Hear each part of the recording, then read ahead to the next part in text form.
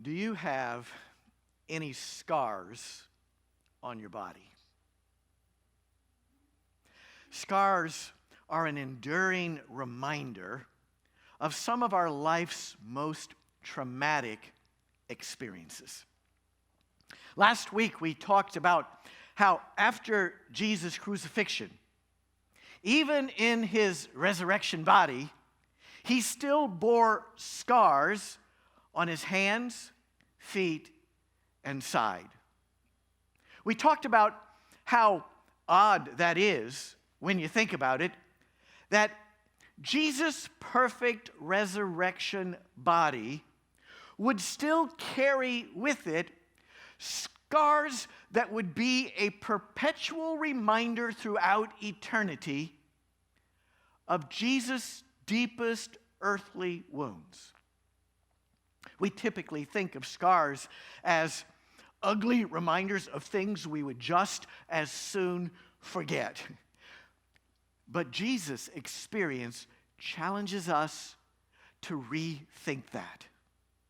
Because, as we talked about last week, think about what a scar is. A scar is a wound that is healed. A scar is a proclamation of how much I have overcome. That whatever happened to me, instead of burying me, it made me better, stronger, wiser, more compassionate, more grateful for the gift of life. It made me more beautiful. So far from resenting his scars, Jesus wears them now throughout eternity as a badge of honor. And we who wish to follow Jesus are called to do the same. To be the kind of people who, instead of getting stuck in our pain, rise from it, heal from it, and become better because of it. But that leaves the question, how do we do that?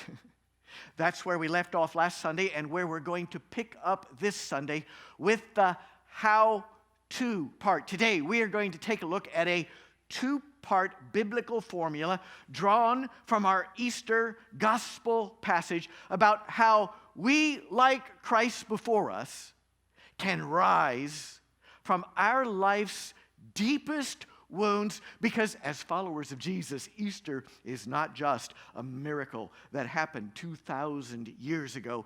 It's a miracle that can still happen in us, you and me, right where we are, in real time. Easter applied. Let's start with a prayer.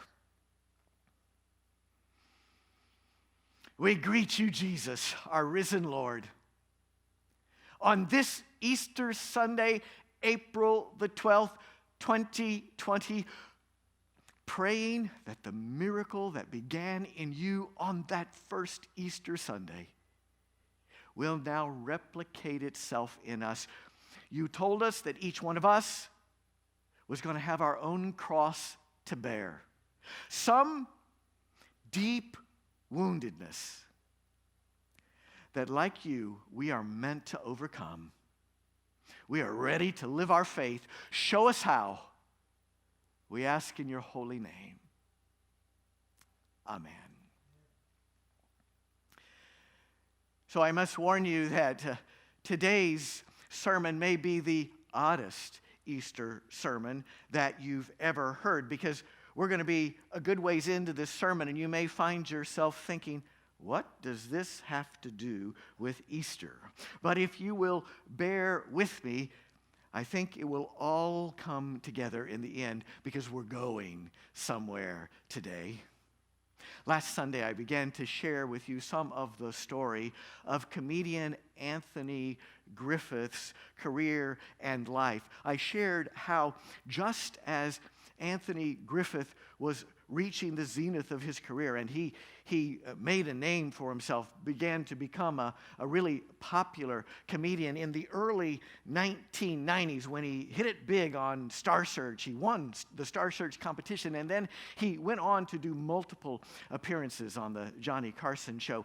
Anthony Griffith, by the way, is a man of faith who gained a reputation for being a clean comedian with a bit of edge to his humor. Even though he's recently been diagnosed with MS, he still performs on a regular basis. He's a funny guy. Let me show you a little bit of his recent humor.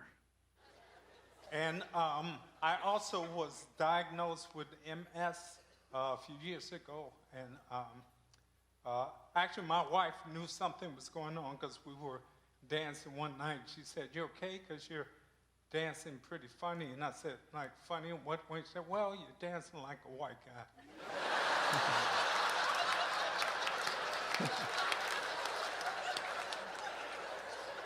And I was so scared that I rushed to the emergency room. And I told the doctor, "Hey, my wife thinks I'm dressing like I'm dancing like a white guy." So he put in a CD and he said, "Do the hokey pokey." And I did it, but I liked it. So that's when he said, "Yeah, something's going on," because no healthy brother likes doing the hokey pokey. Like I said, he's a funny guy. But life hasn't always been kind to Anthony Griffith. As I told you last week, just as his comedy career was hitting its zenith in the early 1990s, his beloved infant daughter was dying of cancer. For years thereafter, he would not and did not talk about the pain, just didn't want to talk about it, kept it all inside because, as he says, nobody wants to hear about a comedian's pain. So he kept all of that inside of himself until it began coming out sideways. He became listless, zombie-like. Eventually, he became suicidal. It was dark. It wasn't until 13 years later, in 2003, that Anthony Griffith, for the first time, publicly talked about the pain of his daughter's death. He told the story in Aspen, Colorado, at an event sponsored by The Moth, which is a storytelling consortium. I wouldn't normally show you a 9-minute video clip, but what you're about to see is worth its weight in gold, because in this video clip, Anthony Griffith vividly illustrates for us the first of two key biblical points for how we can rise from our pain like Christ. Watch this. Please welcome Anthony Griffith, ladies and gentlemen.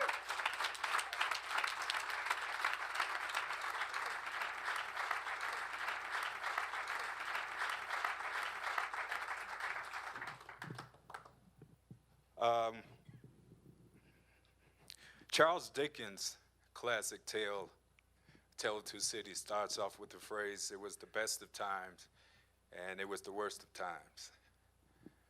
1990, I moved from Chicago with my family to LA to seek my fame and fortune, and in a couple of weeks of being there, I got two important phone calls. One was from the talent coordinator for The Tonight Show, offering me to have a spot as a comedian on The Tonight Show. And the second call was that my daughter's doctor had called up to say that her cancer had resurfaced. A year prior, she was diagnosed with cancer, and we fought it, and it went into remission, and now it's back. And for that next year, my life was pretty surreal because it's like two different personalities. During the day, in order to keep my daughter at home with me, I would have to learn CPR and how to work a heart monitor and administer medicine, all these technical terms, and take her back and forth, to get her platelets and blood and check up on her. And at night, I would go from club to club with the talent coordinator, and I would work on my set and try to perfect it. And I would meet veterans like George Wallace and Seinfeld and Roseanne. And I thought that everything was great because we had beat the cancer before we could beat it again. And this was the first time that I was going to be in front of millions of people on The Tonight Show. And the first time on The Tonight Show, I was extremely nervous. All I could think about while I was backstage being introduced was, don't mess up. Just don't mess up. Whatever you do, don't mess up. And the curtains open, and there's 600 people, and the cameras, and Johnny's over there, and the band is over there. And I don't know what I said for the next 6 minutes, but I got 6 applause breaks. And the great part of that night was that I was going to my car, and I met Johnny, who was going to his car. And it was just a private moment between us in the parking lot of him saying, you were very funny. You're extremely funny. Start working on your second Tonight Show, because I want you back. By the time I got the official call for my second Tonight Show, my daughter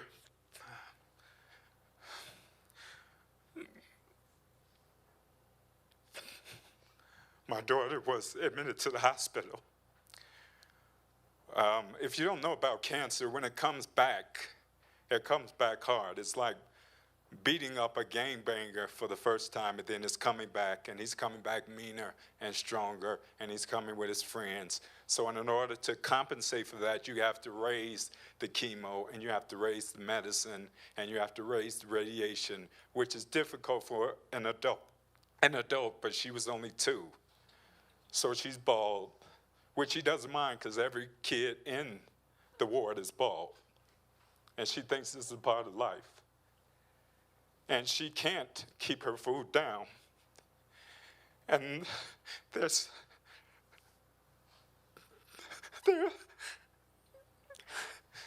you're not prepared for this. There's no books.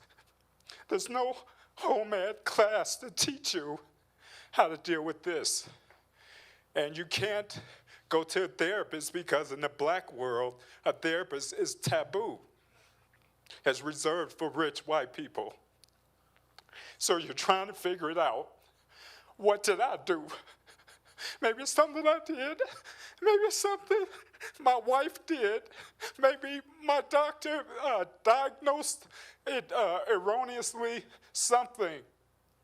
But at night, I still have to be a comic. I have to work on The Tonight Show because that's what I'm going to do. I'm a clown. I'm a clown whose medical bills are raising, who's one step from being evicted, who's one step from getting his car repoed, and I have to come out and make you laugh because no one wants to hear the clown in pain because that's not funny. And my humor is becoming dark, and it's biting, and it's becoming hateful. And the talent coordinator is seeing that there's a problem because the NBC is all about nice and just everything is going to be okay. And we're starting to buck horns because he wants everything light, and I want to be honest and tell life. And I'm hurting, and I want everybody else to hurt. Because somebody is to blame for this. So I buck up, and I suppress my anger, and I form and develop a nice, cute routine for the second Tonight Show. And I get applause breaks, and I get asked to come back for a third time. And I'm perfecting my third set. And the doctor asked me to come in. And I know something's wrong because even the doctor is crying. And doctors don't cry. And he said that we've done all we can. There's nothing else for us to do. And I said, how much time does she have? And he said, at the most, 6 minutes, 6 weeks, I'm sorry. And I should plan for that. And I'm thinking, how do I plan for that? I haven't planned to buy her first bicycle. I haven't planned to walk her to school. I haven't planned to take pictures of her on her prom. I haven't planned to walk her down the aisle to get married. How am I going to plan to buy her a dress to be buried in? And I'm trying to keep it together because I'm the man, and I'm the man of the house, and I don't want to cry when it's coming. And I'm trying to tell myself, Tony, I'm trying to beg the world, just give me a chance. Just give me a chance. Just let me take a breath. Just stop just for a minute. I want to call my parents and tell them, what do I do? I don't know what to do. I'm a grown man, and I don't know what to do. And a voice in me comes up like Denzel from Training Day, man up! You think you're the only one losing kids today? 25 kids walked in here with cancer, only 5 walking out. This ain't no sitcom. It don't wrap up all nice and tight in 30 minutes. This is life. Welcome to the real world. And he was right. So I bucked up because that's what I'm supposed to do. And on my 3rd Tonight Show, by that time my daughter had died. And I had 6 applause breaks that night. No one knew I was mourning. No one knew that I could care less about The Tonight Show or Johnny Carson. In 1990, I had 3 appearances with the legendary Johnny Carson and a total of 14 applause breaks. And I would have given it all if I could just have one more day sharing a bag of French fries with my daughter. It was the best of times. It was the worst of times. Thank you.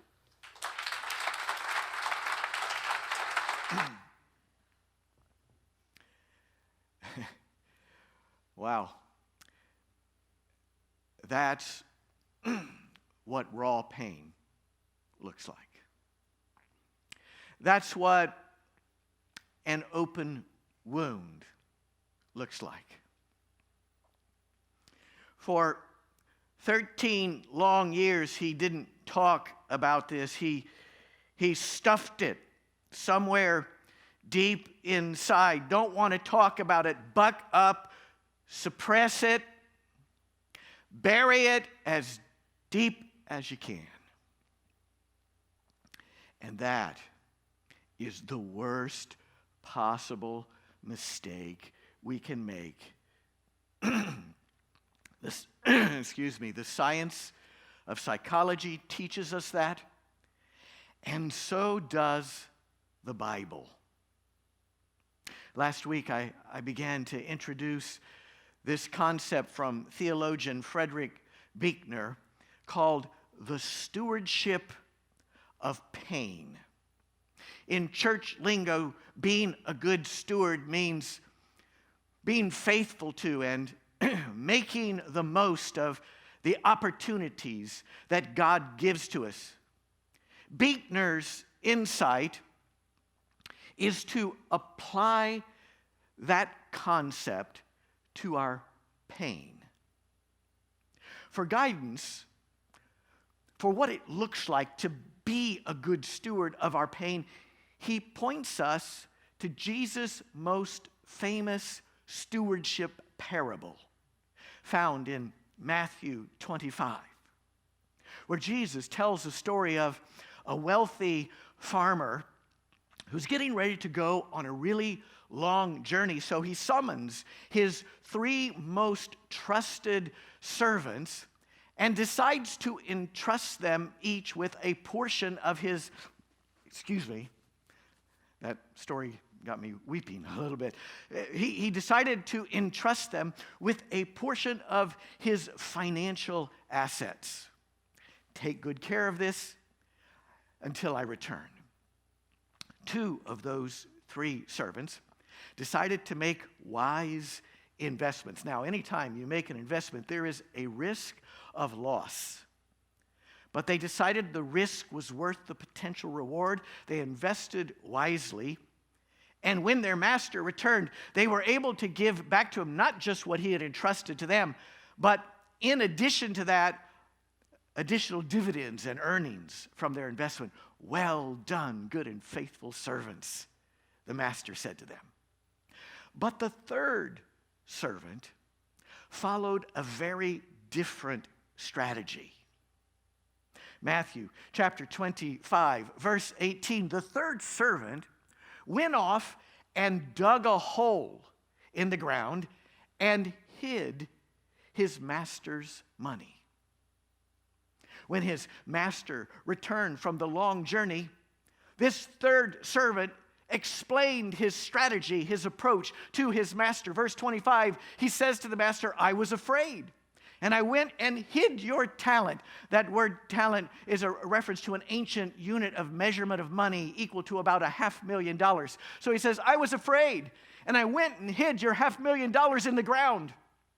Here, you have back what is yours. But the master was not amused. Verse 26, you wicked and lazy servant. You ought to have at least invested my money with the bankers, and on my return, I would have received what was my own with at least a little bit of interest.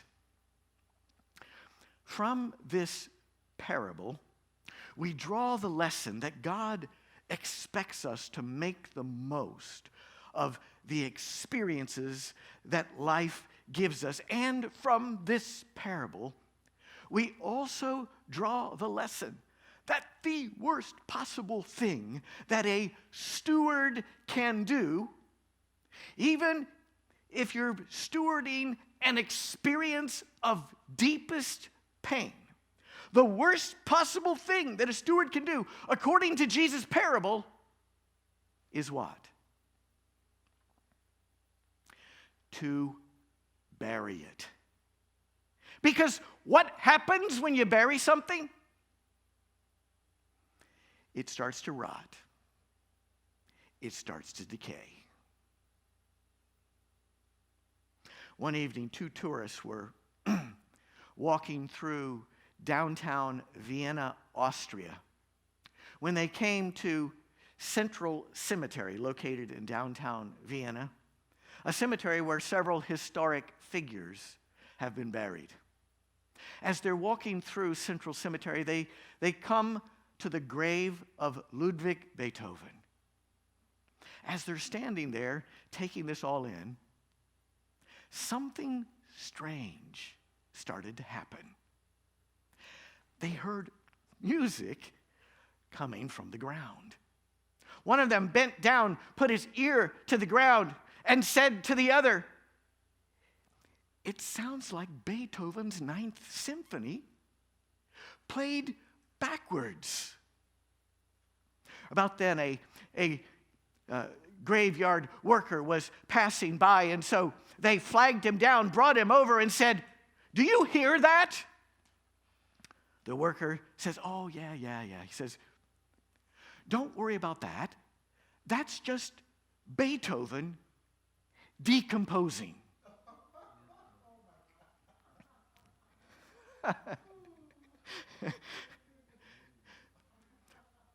What happens when we bury something?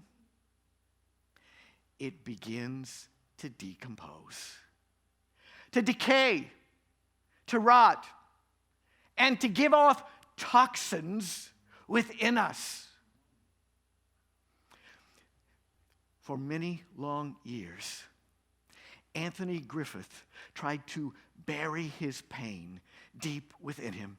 Don't want to talk about it. Just push it down inside. Maybe it will go away, until it started coming out sideways, causing him to be zombie-like, to be listless, ultimately to become suicidal. It became an existential threat to his very being. It became an open wound on his soul and psyche. He was a dead man walking.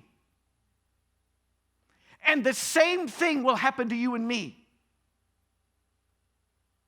if we make that mistake. So what's the solution? Take a clue from Jesus' stewardship parable. Take a clue from Jesus' own crucifixion and resurrection. The first rule for rising from the dead is not to stay buried. In his 2017 book, Behind the Laughter, Anthony Griffith tells how in 2003, what you just saw, when he began finally to speak about his deep buried pain, he says, that was the point when I began to heal. It was a process, of course, but that was the point when I began to heal those deepest wounds in my life. It was scary. It was raw. It was counterintuitive. The most counterintuitive thing in the world is to think that the way through my pain is to go deeper into it. And yet, that's exactly what we have to do to heal. What is the greatest wound that life has inflicted on you? The first key biblical step to healing from that wound, to beginning the healing process, is very simply put, to dig it up, to not let it stay buried. Start talking about it. Talk about it to yourself. Talk about it to God. Talk about it to trusted others. Talk about it maybe even to a therapist or a pastor, maybe even to the person who inflicted that deep wound on you, or maybe just sit down and write about it in your journal. But whatever you do, don't let it stay buried. Dig it up and begin to process it. Okay, Jeff, you may say, I hear that and that makes sense, but process it how? That brings us to the other step, the second key step. And when you hear this second key step, you may be tempted to think that it's too simplistic. But it's not. It's at once simple and profound. Because it takes time. It takes intentionality. It takes practice. Healing is a process. But this past week, as God laid this second step on my heart, I found myself wrestling with that and saying, God, it's just too simplistic. It just sounds like happy words.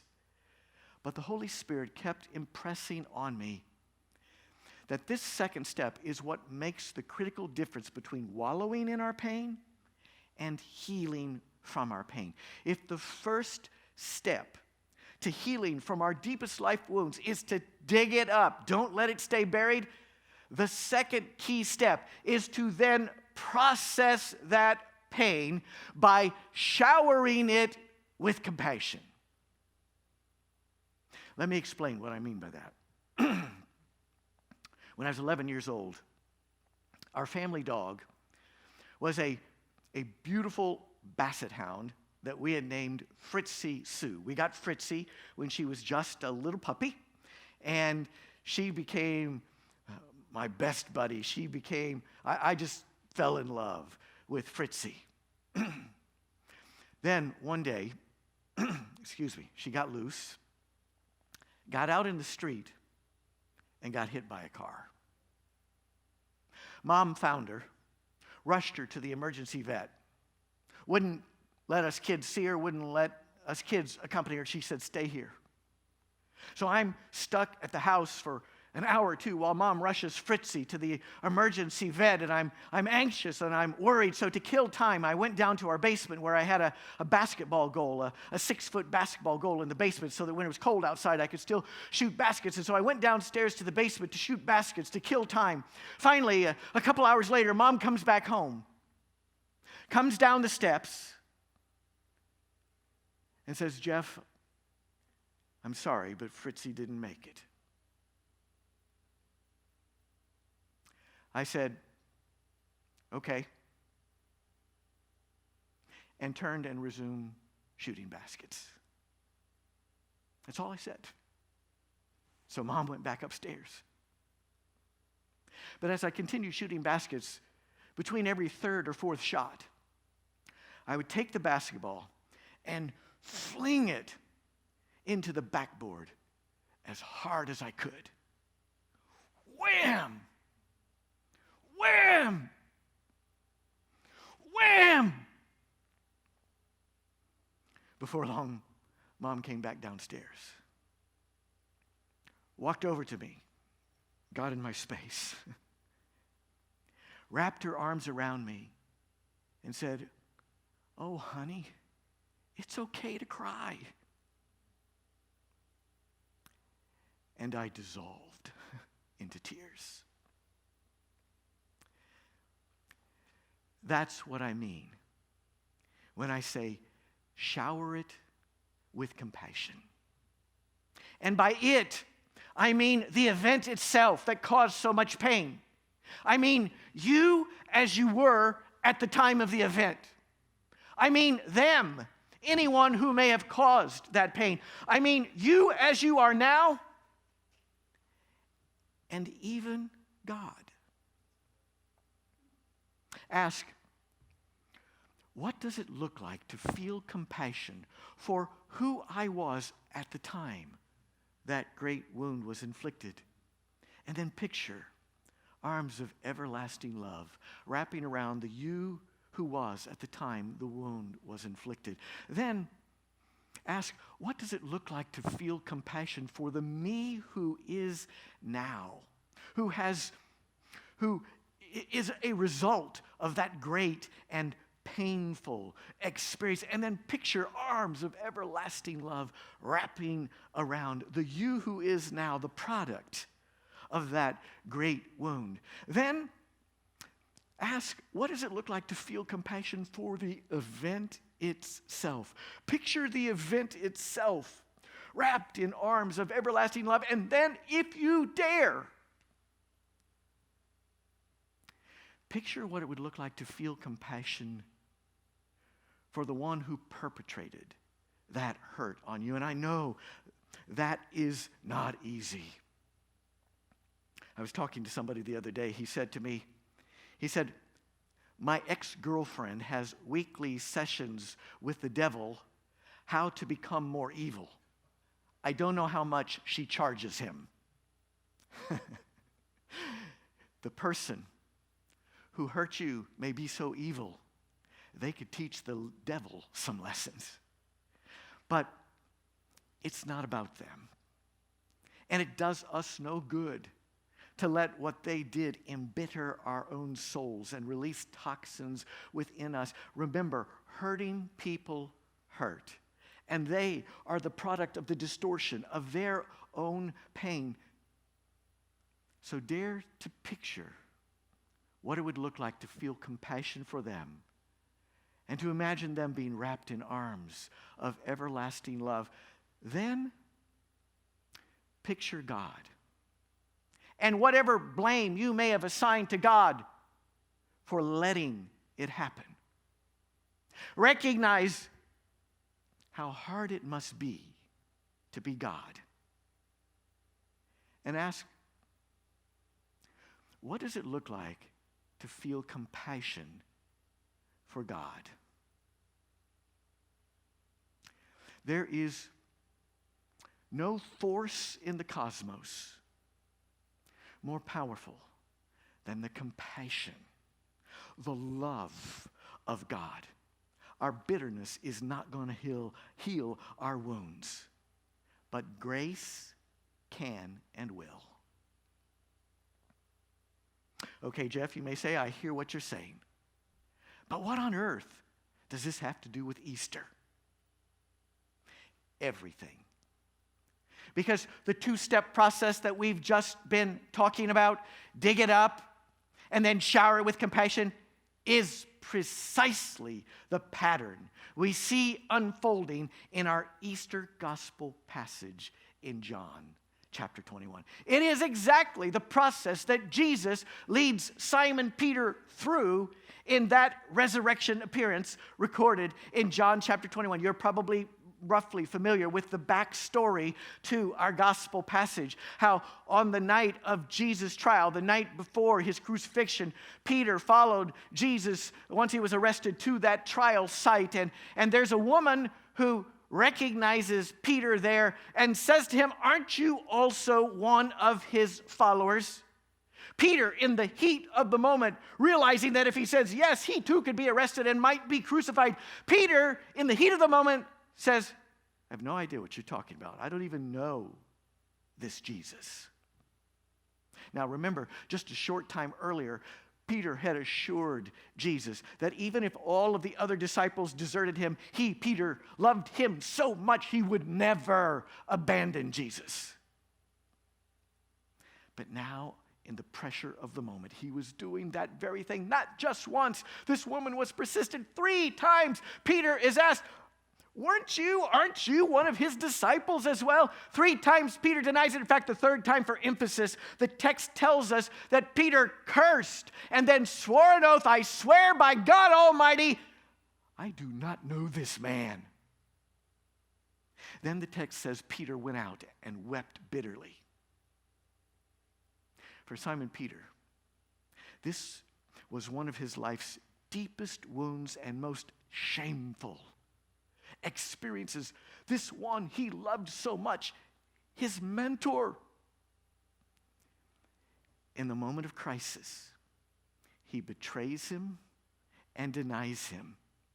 And in the aftermath is so devastated by this that Simon Peter convinces himself that he is no longer worthy to be part of the Jesus movement, let alone a leader in it, that the only thing left for him to do is to go back home and resume his life as a fisherman the way he was before he met Jesus. And so that's what Simon Peter does. But in our gospel story, as it picks up the story, we're told that Jesus finds him there, sees him with some others out in a boat off of the shore, and Jesus calls him into shore, where they find that Jesus has prepared a breakfast for them on the open fire. And then after the breakfast, Jesus engages Simon Peter in a direct conversation. John chapter 21, verse 15. When they had finished breakfast, Jesus said to Simon Peter, "Do you love me more than these?" You see what Jesus is doing there, right? He's not leaving it alone. He's digging it up. He is going directly to the point of Simon Peter's deepest pain and ripping the scab off. "Simon Peter, remember you said you loved me so much more than these others, that even if they deserted me, you would never abandon me." He's taking Peter right back to that moment, that open wound, not out of malice, but because Jesus knows that if Simon Peter is going to heal from this, he's going to have to face his pain. But Jesus doesn't stop there. Watch what he does next. When they had finished breakfast, Jesus said to Simon Peter, "Do you love me more than these?" Peter said, "Yes, Lord, you know I love you." And Jesus said, "Feed my sheep." You see what he's doing there? This is step 2.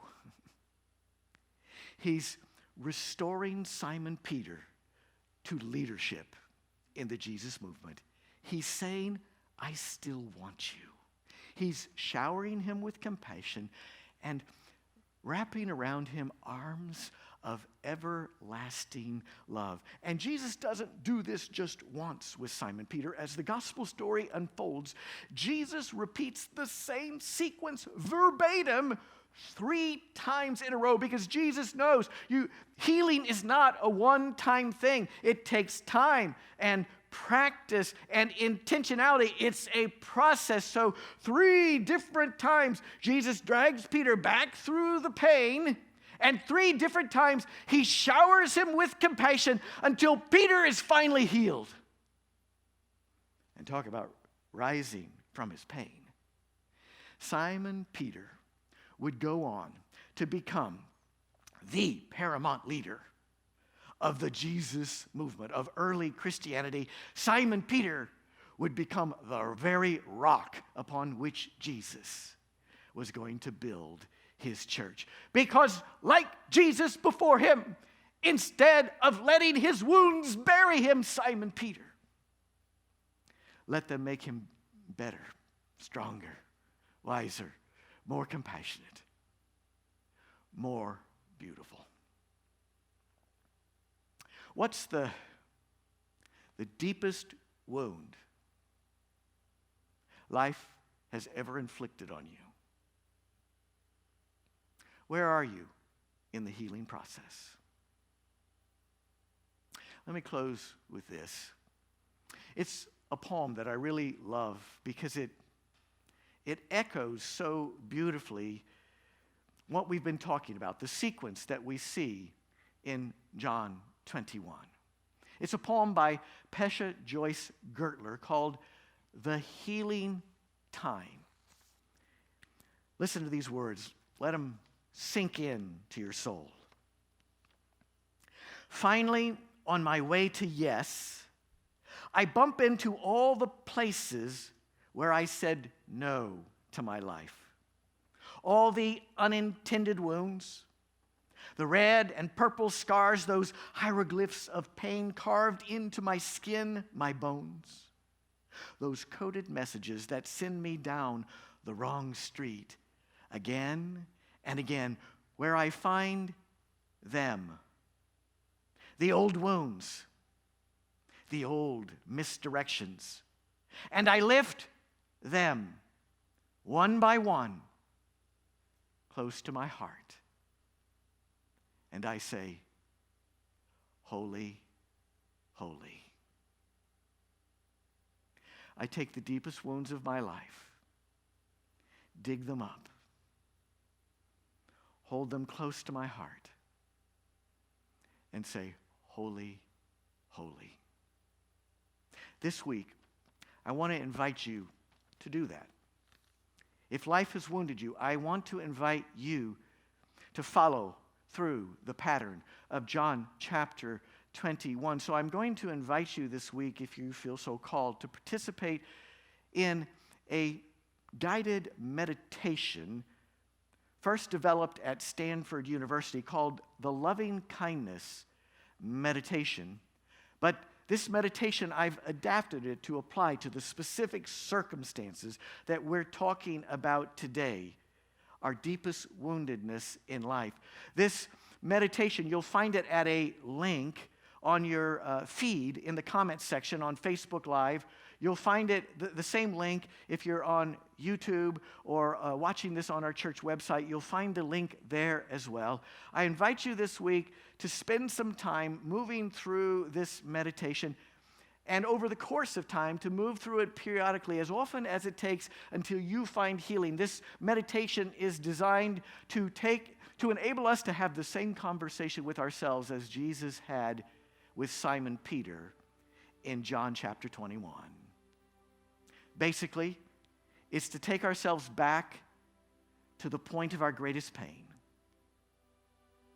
As painful as it is, to allow ourselves to feel that again, dig it up. But then to picture ourselves as we were then, at the point of the wound,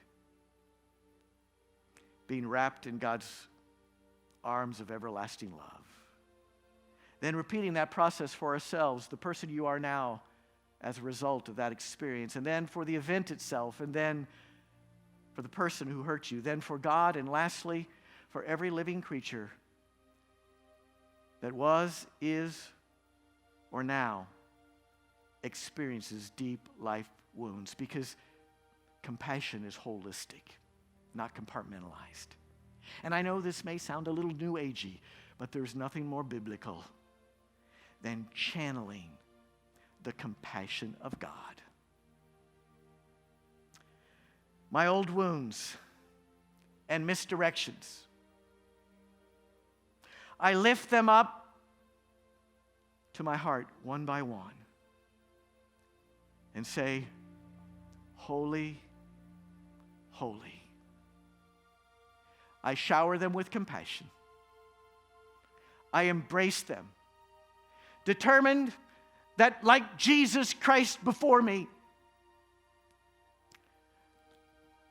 I will not stay stuck in my woundedness, but I will rise to new life. My wounds will be transformed into scars that proclaim how much I've overcome. Like Christ, I will rise. Because that's what Easter is all about. New life in Christ. Easter applied.